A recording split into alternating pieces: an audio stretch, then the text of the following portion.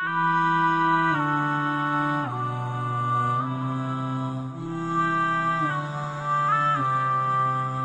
on. These relationships that you think are so awesome, and you know why and I'll fill you in a little. I'll fill you in, especially the teenagers in the audience, and the young people in the audience who kind of just recently kind of shot an email and somebody emailed them back and a little Facebook thing happened, and you know, a little wink and a little hee there in the playground, even though it's a separate school, but in recess you saw each other like like a little bit of that happened. Let me just fill you in a little. You know, all of this is a product of low self-esteem. You think you're ugly. So if a guy thinks you're cute, you're like, really? I'm beautiful? You know, you have low self-esteem. You think nobody's going to like you, nobody's going to want to marry you, and all of that stuff. And on the other hand, the guy, like, you know, we don't have good friendships and good relationships, and we're looking for something. And most of the guys, I don't have to tell you what's going on in your head. You and I have ijma' on this issue. The things that go on in our head. There's no reason for me to explain all of that to you, you know. But you know, just because you have raging hormones and you're like daydreaming about girls and things like that, it doesn't mean that you're in love. It just means that you haven't controlled your temptations yet. And you're ruining somebody's life. You're ruining an entire family. You realize what you're doing? And you call it love? You tell me if she was like 50 pounds fatter, you still be in love? Supposed to be a life. She's the same person, same ruh inside her jasad, right? If she was a burn victim or something, if her hand burnt off, or her ear was missing, you still be in love? Or you find somebody else to love all of a sudden? And if you can't answer that question honestly, then come on, you're not in love, you're just hormonal.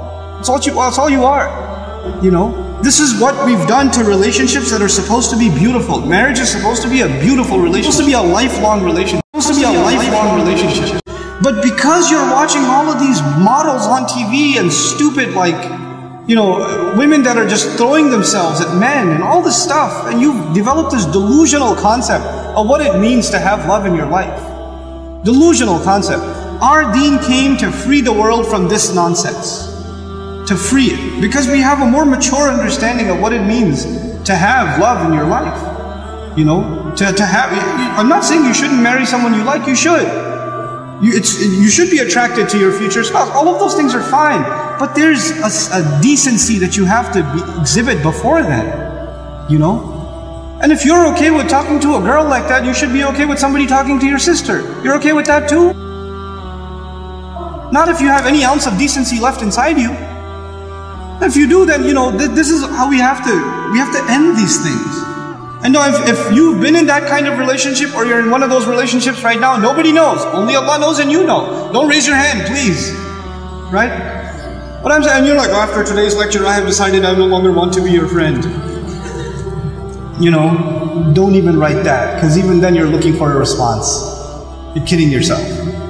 And then you're checking, did she write back? Yes, we should no longer be friends. And then you'll write back, you're right, we really shouldn't be friends anymore. And then she'll write back, yeah, never again. And then you're still doing it. Just stop, just cut it off. Just cut it off. It's not good for you.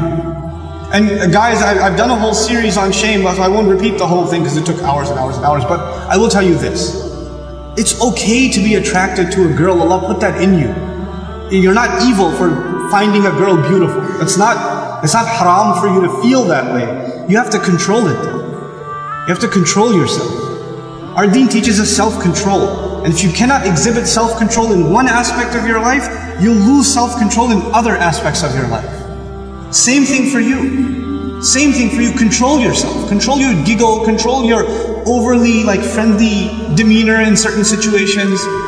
Don't be oblivious to, don't say we're just friends, or he's like a brother to me. If he ain't your brother, he ain't your brother. That's it. That's it. Either he's your brother, you share a mom, or he's not. And that's the end of it.